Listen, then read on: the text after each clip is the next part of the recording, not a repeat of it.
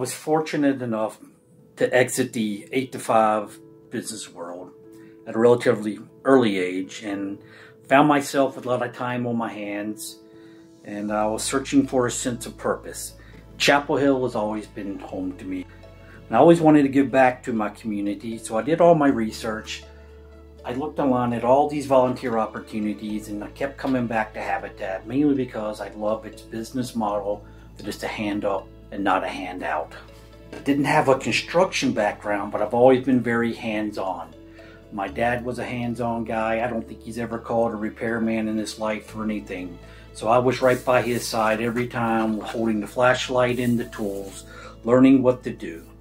My first build was a new home construction in the Fairview community in Hillsborough. I remember I walked on site and I met the supervisor, who was Tyler at the time, and he was so welcoming and kind, like all the Habitat staff always are.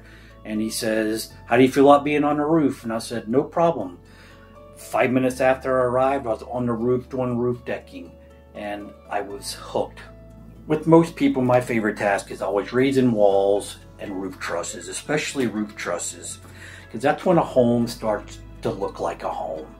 It all kind of comes together, and there's nothing like better than walking on site in the morning, and after a hard day's work, you turn around and you're walking towards your car and you look back at the walls or the trusses, the roof that you built that day, and you just have this sense of pride and accomplishment. You see your efforts right there.